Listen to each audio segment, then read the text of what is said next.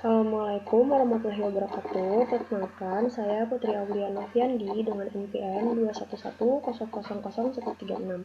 Di sini saya akan mempresentasikan mengenai analisis film yang berjudul Jeffrey Epstein Filthy Rich dengan menggunakan perspektif hukum perlindungan anak. Yang pertama itu ada sinopsis. Filthy Rich ini merupakan sebuah film dokumenter yang dirilis oleh Netflix pada tahun 2020 yang menggambarkan kehidupan dan juga kejahatan seksual yang dilakukan oleh Jeffrey Epstein. Nah, ini juga menceritakan bagaimana Jeffrey Epstein ini memanipulasi sistem peradilan yang ada di Amerika menggunakan kekuasaan dan juga kekayaannya. Namun, ia akhirnya dinyatakan bersalah pada tahun 2008 atas kasus prostitusi anak yang berjalan dengan sangat lama. Selain dari itu juga, film dokumenter ini menggambarkan bahwa para penyintas diberikan kesempatan untuk kembali menceritakan tentang kejadian yang mereka alami pada saat itu.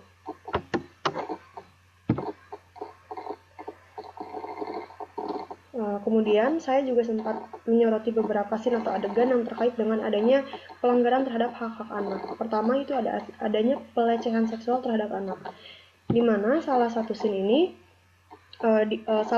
seorang penyintas ia memperkenalkan adiknya yang berusia 16 tahun dan dia seorang perempuan kepada Epstein dan dia dijanjikan bahwa akan dikuliahkan di Spanyol. Namun bukannya mendapatkan pendidikan yang layak, ia justru menjadi korban pelecehan seksual selanjutnya.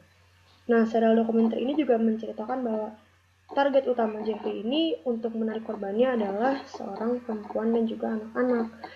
Korban biasanya berasal dari keluarga yang berantakan, lemah secara finansial, sehingga membuat mereka rapuh dan mudah dimanipulasi.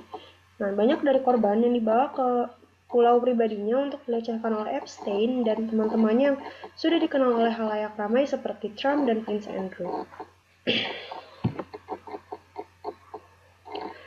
Nah, selanjutnya ada prostitusi yang melibatkan anak-anak. Salah satu scene film dokumenter ini di mana Epstein bekerja sama dengan pacarnya yang bernama Ghislaine Maxwell merekrut gadis-gadis remaja termasuk anak di bawah umur untuk memberikan layanan pijat dengan bayaran $200. Dari sana, Epstein biasanya meminta para remaja atau anak-anak ini untuk membuka pakaian mereka dan pada akhirnya menggunakan kekuatannya untuk mengendalikan setiap korbannya secara psikologis. Nah, selanjutnya ada eksploitasi dalam bentuk media. Nah, salah satu scene terungkap bahwa Epstein memantau setiap ruangan di apartemennya di New York City dengan implikasi bahwa ia dapat memperoleh bukti yang nantinya dijadikan sebagai alat untuk pemerasan, sambil mempertahankan gaya hidup tertentu yang melibatkan remaja dan anak-anak. Salah satu penyintas juga menjelaskan bahwa sebelum ia dapat melepaskan diri dari Epstein sempat menyimpan foto-fotonya termasuk lukisan juga dari salah satu penyintas yang dilukis dengan tidak menggunakan pakaian.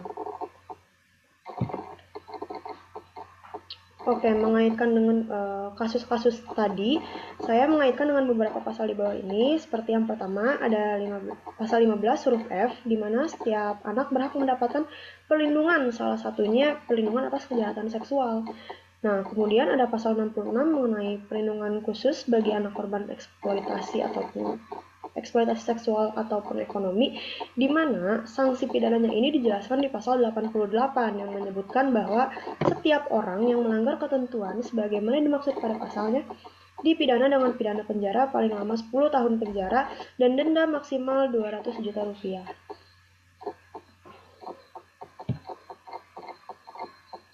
Oke, pasal yang selanjutnya itu ada pasal 81 yang menyebutkan bahwa setiap orang yang melanggar ketentuan dimaksud dalam pasal 76D dipidana dengan pidana penjara paling singkat 5 tahun dan paling lama 15 tahun dan denda paling banyak 5 miliar rupiah. Yang berlaku pula bagi setiap orang yang dengan sengaja melakukan tipu muslihat, serangkaian kebohongan, atau membujuk anak untuk melakukan persetubuhan dengannya dan atau dengan orang lain. Hal ini tentu berkaitan dengan kasus yang tadi sempat saya jelaskan karena Epstein sempat melakukan kebohongan, melakukan tipu daya muslihat, mempermainkan psikologis korban-korbannya untuk akhirnya dapat memenuhi hasratnya maupun hasrat teman-temannya begitu. Oke, yang selanjutnya saya di sini akan menjelaskan mengenai prinsip perlindungan anak yang dilanggar dalam kasus ini. prinsip pertama itu ada prinsip kepentingan terbaik bagi anak, di mana menurut pasal 19 Konvensi Hak Anak, tiap anak berhak mendapat pengasuhan yang layak, dilindungi dari kekerasan, penganiayaan, dan pengabaian. Dapat dilihat dari film dokumenter ini, banyak anak-anak di bawah umur yang menjadi korban kekerasan seksual, sehingga dinilai bertentangan dengan prinsip ini, karena apa yang dilakukan oleh Epstein maupun kekasihnya Maxwell ini dan teman-temannya, tentu mereka sangat tidak memperhatikan apa yang menjadi kepentingan terbaik bagi anak-anak yang menjadi korbannya. Nah, lalu ada prinsip kepentingan hidup dan tumbuh kembang anak. Nah, itu dengan dilibatkan anak-anak dalam jaringan prostitusi jelas akan menghambat tumbuh kembang mereka. Bisa saja mereka memang bisa tumbuh dan berkembang dengan baik secara fisiknya, namun mentalnya pasti akan mengalami gangguan begitu ya. Karena dalam salah satu scene-nya pun bagaimana para penyintas ini menceritakan kembali kejadiannya, mereka menjelaskan bahwa mereka menjalani sisa hidupnya itu dengan penuh ketakutan, kekhawatiran, mereka cemas atas apa yang mereka alami pada waktu-waktu yang lalu.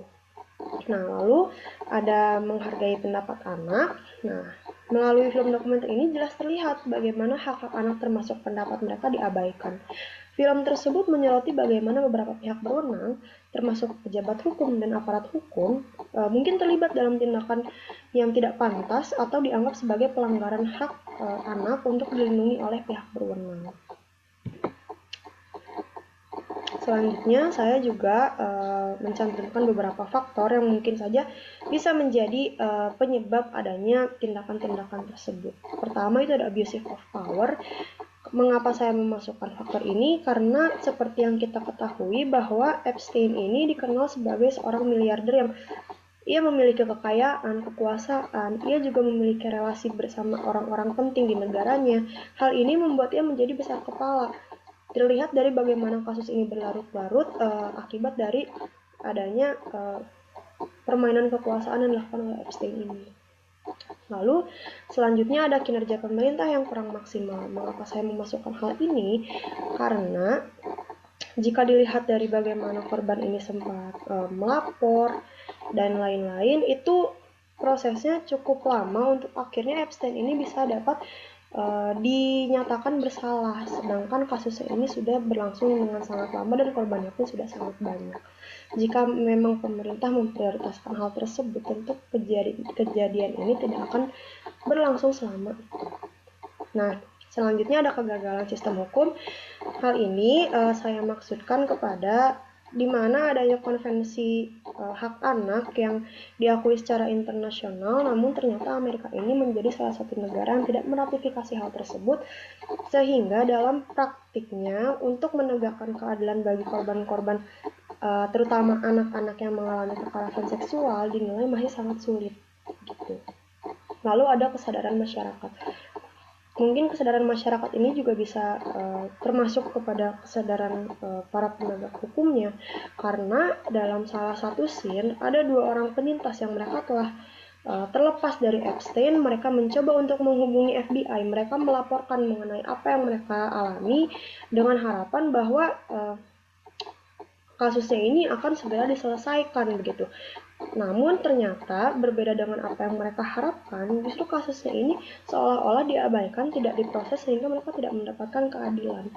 Nah, terlebih lagi mengenai kesadaran masyarakat ini, saya rasa masyarakat juga memiliki tanggung jawab yang besar untuk ikut andil dalam memberikan pemenuhan hak-hak bagi anak.